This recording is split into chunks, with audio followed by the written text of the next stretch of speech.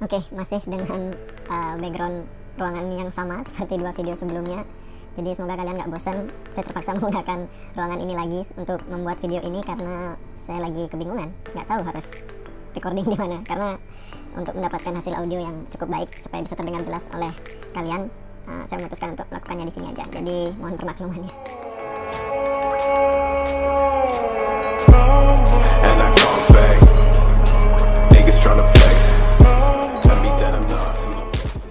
Halo semuanya, oke, ketemu lagi sama saya di channel Dhamma Kusuma ini. Oke, kali ini masih tentang konten seputar edukasi. Seperti dua video saya sebelumnya, yang waktu itu adalah direct financial compensation, dan yang kedua adalah indirect financial compensation. Untuk video kali ini yang ingin saya bahas adalah tentang International Human Resource Management, atau untuk seterusnya kita singkat IHRM aja ya, biar singkat.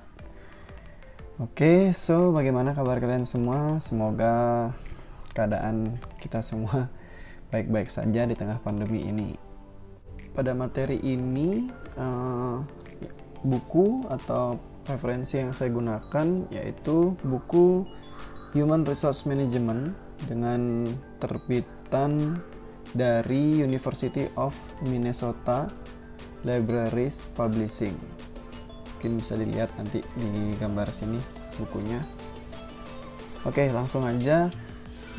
Pada era modern seperti sekarang ini sudah banyak perusahaan yang melakukan operasi bisnisnya tidak hanya di negara asalnya, bahkan juga operasi bisnisnya sudah mulai dilakukan di luar negara asal. Proses produksi, distribusi, penjualan, dan hal-hal yang berkaitan dengan proses bisnisnya udah mulai banyak dilakukan di negara lain atau di luar negara asalnya sendiri. Mampunya sebuah perusahaan untuk melakukan operasi di luar negeri itu bisa dikatakan menandakan berkembangnya sebuah perusahaan yang mampu melakukan hal itu. Perusahaan itu banyak mencari partner dalam lowongan pekerjaan bagi negara baru di mana nantinya perusahaan itu akan menerapkan operasinya yang baru. Jaringan dan relasi dengan tempat operasi yang baru itu tetap harus dimaksimalkan untuk mengurangi risiko-risiko kegagalan atau tidak tercapainya target dari sebuah perusahaan. Perusahaan membentuk suatu perusahaan yang kuat itu dimulai dengan memiliki sumber daya manusia yang baik dan mampu untuk terus berkembang. Perkembangan suatu perusahaan itu menjadi multinasional sangat memerlukan sumber daya yang berkualitas, karena hal ini sudah pasti juga nantinya berkaitan dengan citra serta kualitas dari perusahaan tersebut. Manajemen dalam perusahaan itu akan terus berupaya untuk melakukan pelatihan atau mendapatkan sumber daya manusia yang kualitas serta kompetitif. Perusahaan yang semakin besar akan membutuhkan sumber daya manusia yang semakin kompleks untuk mampu memenuhi kebutuhan perusahaan dimanapun perusahaan itu berada di negara manapun perusahaan itu berada. Jadi oleh karena itu perusahaan akan mulai menerapkan manajemen sumber daya manusia secara internasional atau secara global untuk memperoleh sumber daya manusia yang berkualitas dan dapat memberikan pelayanan terbaik di mana perusahaan itu akan beroperasi. Pengelolaan sumber daya manusia secara global itu memerlukan penanganan yang lebih kompleks bila dibandingkan dengan manajemen sumber daya manusia yang domestik. Setiap negara itu memiliki karakteristik yang beda-beda, sehingga manajemen sumber daya manusianya pun harus mampu mengimbangi karakteristik yang berbeda-beda tersebut. Jadi nanti akan kita bahas sedikit tentang gambaran umum manajemen sumber daya manusia secara global atau internasional ini, serta mungkin nanti akan saya sematkan satu contoh simpel supaya kita lebih kebayang dan bisa lebih memahami seperti apa manajemen sumber daya manusia secara internasional ini. Oke, jadi yang pertama kan kita bahas mengenai gambaran umum tentang International Human Resource Management atau IHRM. Pengertiannya adalah IHRM ini adalah proses mengelola orang melintasi batas internasional oleh perusahaan multinasional. Ini jelas akan melibatkan banyak manajemen, tidak saja hanya melibatkan manajemen ekspatriat. Perusahaan yang berfungsi secara global terdiri dari perusahaan internasional dan multinasional. Adapun nanti akan muncul istilah-istilah lain, yaitu salah satunya offshoring. Offshoring itu adalah ketika sebuah bisnis melakukan relokasi atau memindahkan sebagian operasinya ke negara yang berbeda dari negara asal tempat perusahaan itu sedang melakukan operasi saat ini. Lalu yang kedua adalah pengalih-dayaan, adalah ketika perusahaan membuat kontrak dengan perusahaan lain untuk melakukan beberapa pekerjaan untuk orang lain. Ini bisa terjadi di dalam negeri ataupun dalam situasi offshoring tadi. Yang ketiga, pasar domestik, berarti bahwa suatu produk itu dijual hanya di dalam tempat bisnis tersebut beroperasi. Lalu kalau pasar internasional, berarti bahwa suatu organisasi itu menjual produk di negara lain, sementara multinasional itu berarti bahwa tidak hanya produk yang dijual di suatu negara, tetapi operasi diatur dan dijalankan di negara lain selain tempat bisnisnya itu dimulai. Nah, selanjutnya adapun perbedaan antara perusahaan internasional, global, multinasional, dan transnasional. Mungkin nanti kalian bisa lihat di gambar ya. Nanti saya tampilkan di gambar.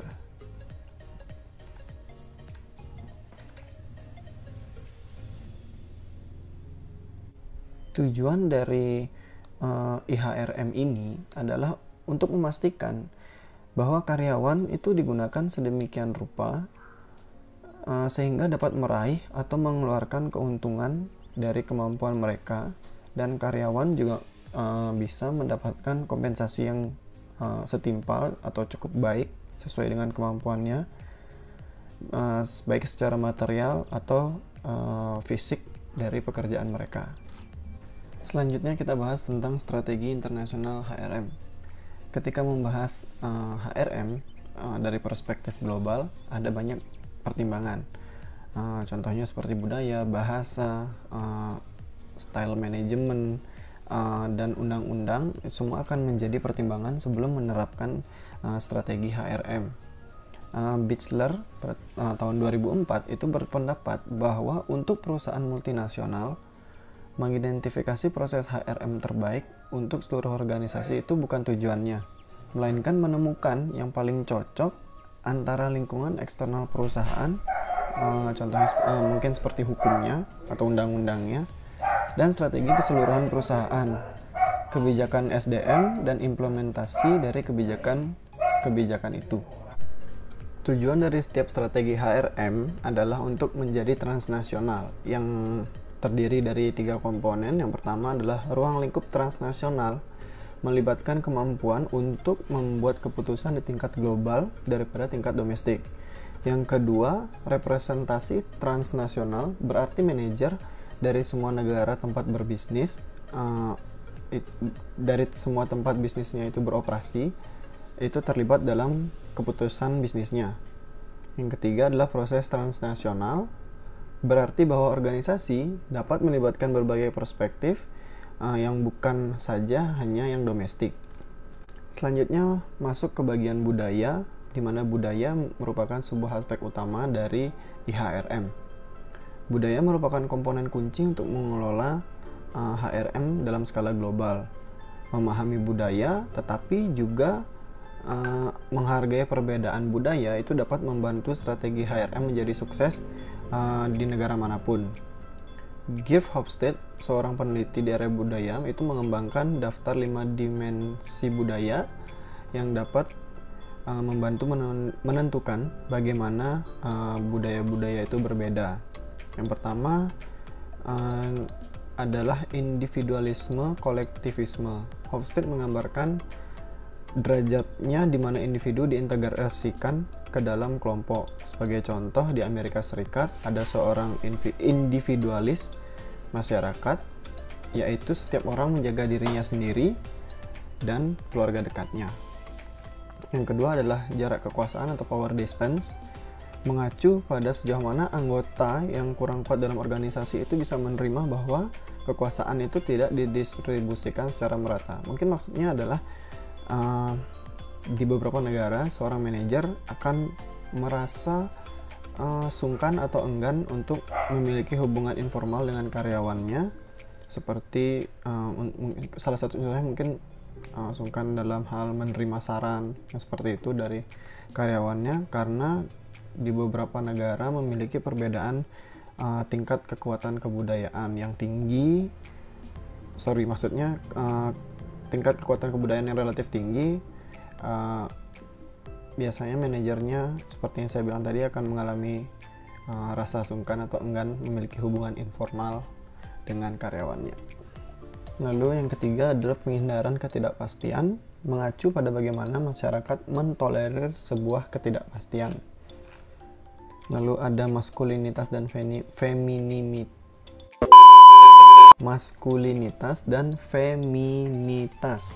mengacu pada distribusi peran emosional antara gender dan gender normal diterima di masyarakat. Selanjutnya ada orientasi jangka panjang dan jangka pendek, yaitu mengacu pada cakrawala waktunya masyarakat. Sepanjang orientasi jangka akan fokus pada imbalan masa depan untuk pekerjaan sekarang, ketekunan, dan pemesanan hubungan berdasarkan status. Next, kita bahas adalah strategi karyawan internasional HRM. Adapun kategori negara yang terlibat dalam aktivitas MSDM internasional, yang pertama negara asal atau home country, di mana perusahaan itu memiliki kantor pusat. Yang kedua negara tuan rumah atau host country, di mana sebuah cabang itu nantinya akan ditempatkan. Lalu negara lain atau third country, itu yang mungkin menjadi sumber tenaga kerja, modal, dan input-input lainnya. Ada 3 strategi penempatan staf utama yang dapat diterapkan perusahaan saat memasuki pasar luar negeri, yaitu yang pertama adalah strategi nasional negara asal atau home country nationals. Strategi ini menggunakan karyawan dari negara asal untuk tinggal dan bekerja di negara tersebut. Orang-orang ini disebut ekspatriat.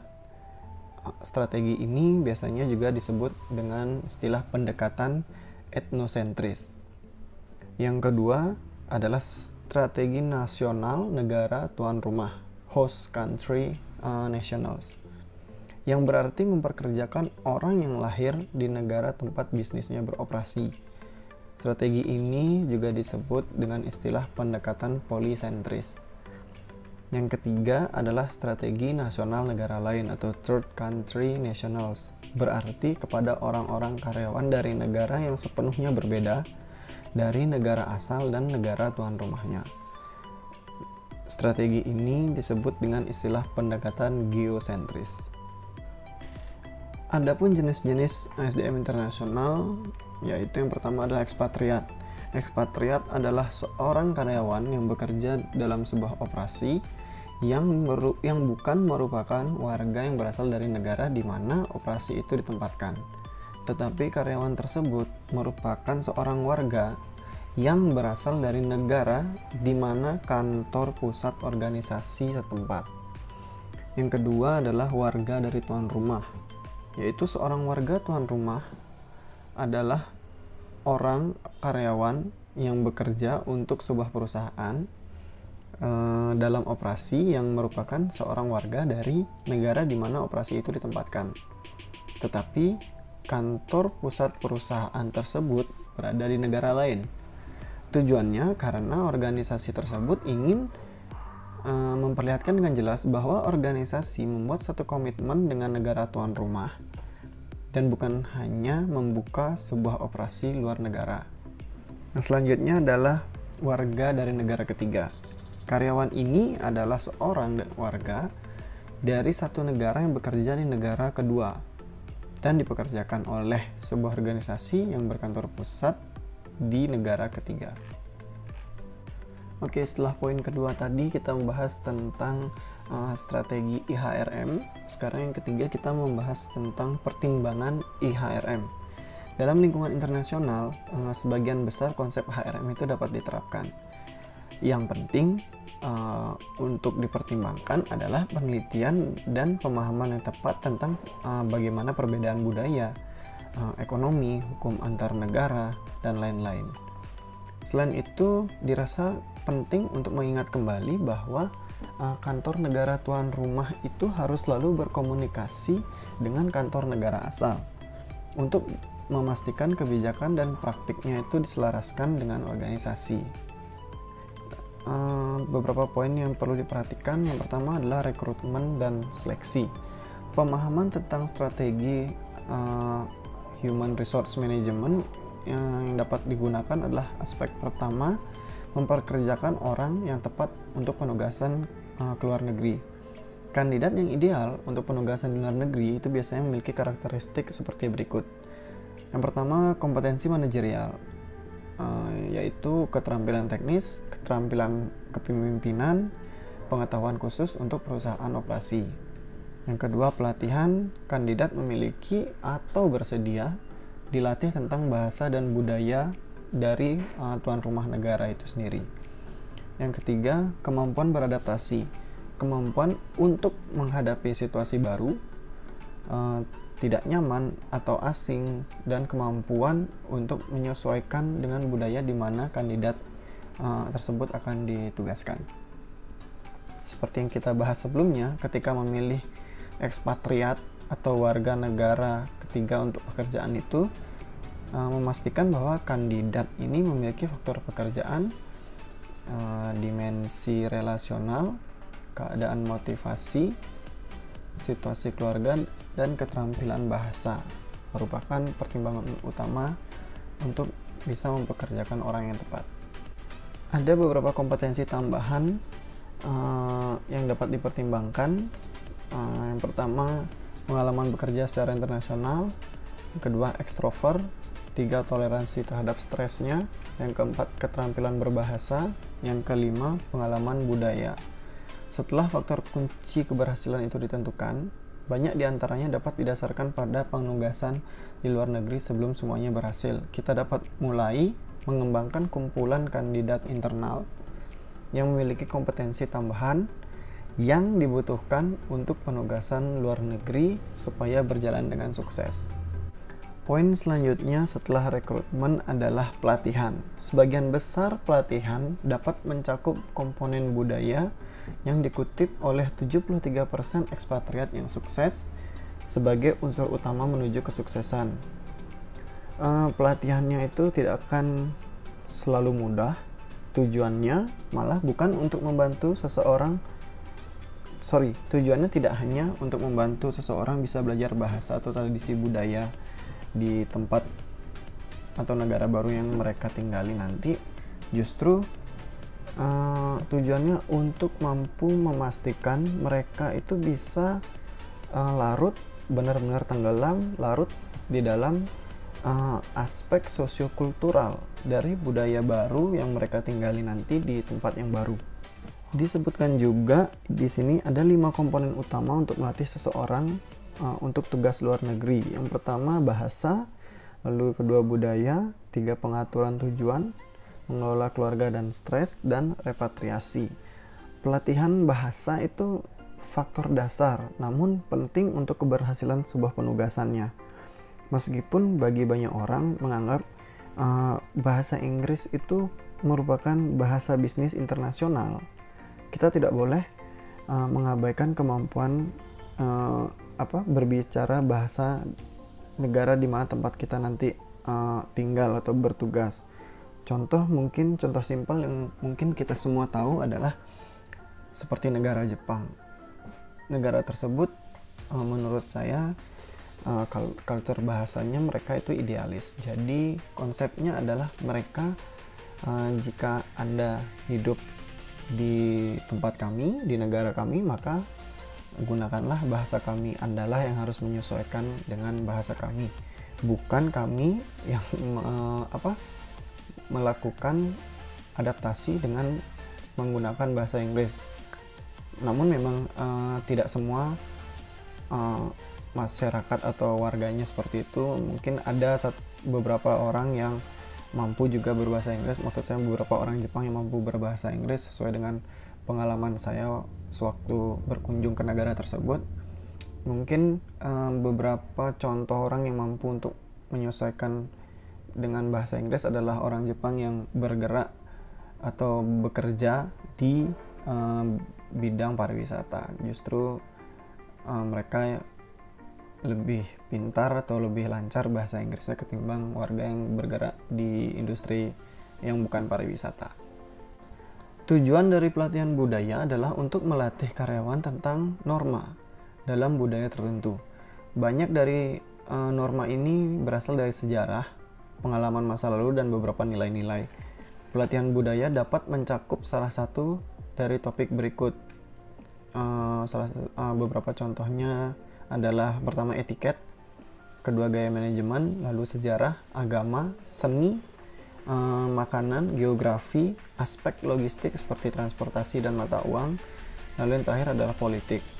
Pelatihan budaya itu penting, meskipun implikasi budaya itu tidak sering dibahas secara terbuka.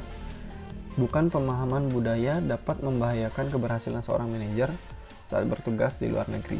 Selanjutnya adalah kompensasi dan hadiah. Kompensasi, ada beberapa opsi ketika memilih kompensasi untuk bisnis global. Opsi pertama adalah mempertahankan skala atau kebijakan pembayaran seluruh perusahaan. Jadi misalnya semua staff sales gitu misalnya, atau staff penjualan itu bisa dibayar sama di negara apapun mereka bekerja. Pertama, kebijakan kompensasi ini tidak membahas bahwa akan lebih mahal untuk hidup di suatu tempat dibandingkan yang lain. Dengan pendekatan kompensasi ini, idenya adalah bahwa ekspatriat harus memiliki standar hidup yang sama dengan yang ia miliki. Dia akan maksudnya standar hidup yang sama yang dia miliki di tempat sebelumnya. 4 kelompok pengeluaran dilihat dalam beberapa pendekatan ini. Yang pertama adalah pajak penghasilan, yang kedua rumah, yang ketiga barang dan jasa, lalu gaji pokok. Masalah kompensasi lainnya akan sangat bervariasi dari satu negara ke negara lainnya. Mungkin kompensasi lainnya salah satunya adalah biaya manfaat di negara lain. Banyak negara menawarkan perawatan kesehatan universal, namun hal tersebut diimbangi dengan pajak yang lebih tinggi. Lalu kedua, jumlah hari libur yang ditetapkan secara hukum atau diterima secara budaya berdasarkan bagaimana culture di negara tersebut. Lalu yang ketiga, persyaratan hukum bagi hasil. Misalnya kayak di Perancis itu pemerintah sangat mengatur program pembagian keuntungan. Yang keempat, sistem pembayaran yang bekerja dengan budaya negara, seperti sistem pembayaran berdasarkan senioritas. Seperti yang saya sampaikan di sebelumnya, itu kayak contohnya ada satu negara yang sangat berfokus pada senioritas. Jadi skala pembayaran, tinggi atau rendahnya pembayaran itu ditentukan sesuai dengan tingkat kesenioritasan seorang pegawai tersebut. Lalu yang kelima, struktur bonus ke-13. Masalah kompensasi merupakan pertimbangan utama dalam memotivasi setiap karyawan di luar negeri atau dimanapun. Sebuah sistem yang sistematis harus ada untuk memastikan keadilan dalam kompensasi itu untuk semua ekspatriat. Oke, setelah tadi kita bahas tentang kompensasi, yang selanjutnya adalah evaluasi kinerja. Tantangan dalam evaluasi kinerja di luar negeri adalah menentukan siapa yang harus menilai kinerja seorang ekspatriat. Meskipun mungkin masuk akal untuk memiliki karyawan dan manajer negara tuan rumah untuk menilai seorang ekspatriat, perbedaan budaya itu bisa membuat proses ini tidak akan menjadi efektif. Tantangan sebuah budaya itu dapat membuat negara tuan rumah menilai seorang ekspatriat itu lebih keras.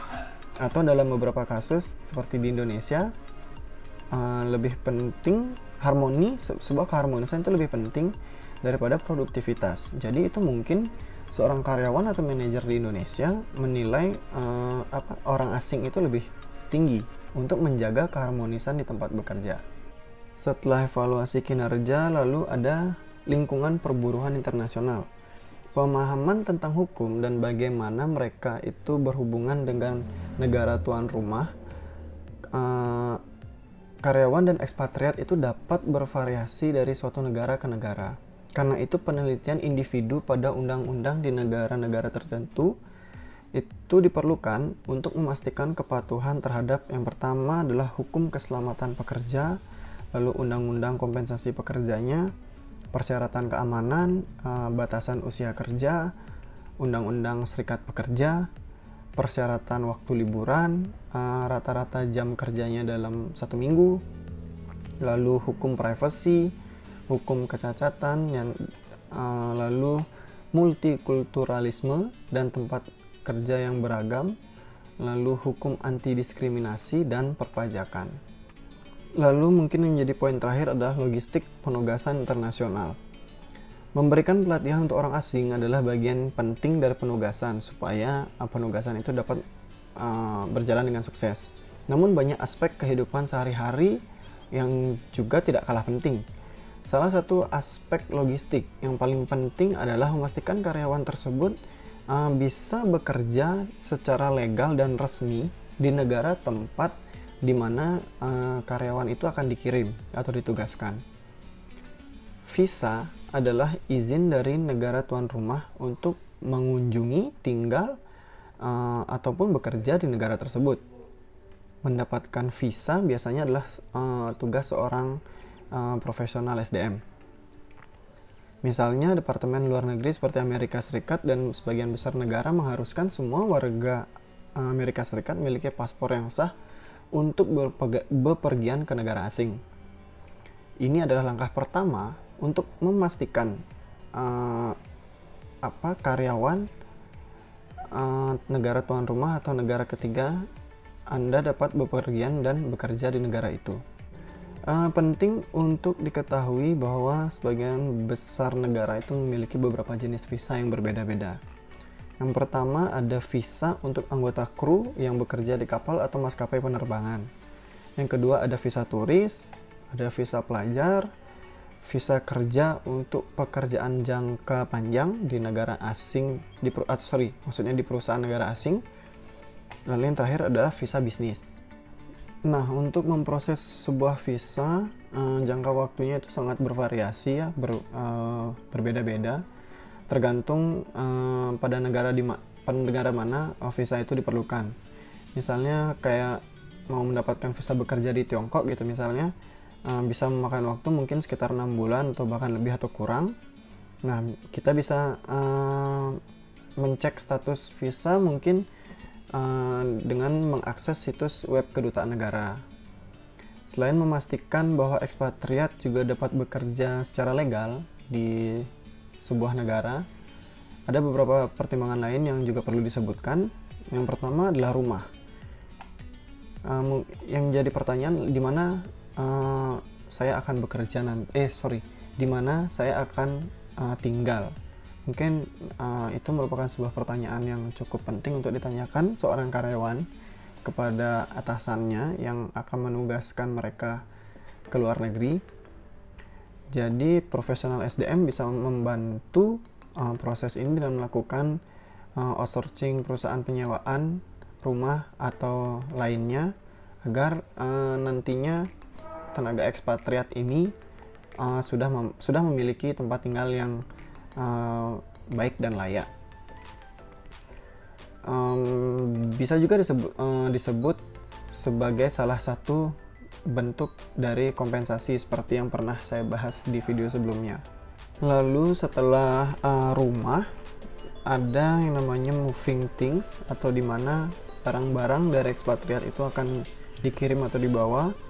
Jadi harus menentukan bagaimana barang-barang itu dipilah nantinya, yang mana akan ditinggalkan, yang mana akan dibawa ke tempat tenaga kerja itu akan bekerja di luar negeri.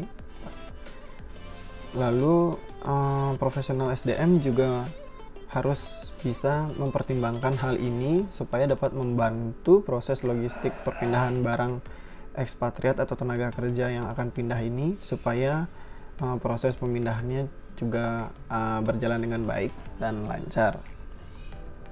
Lalu yang ketiga adalah kemungkinan bagaimana seorang tenaga kerja itu bisa nantinya pulang ke rumahnya.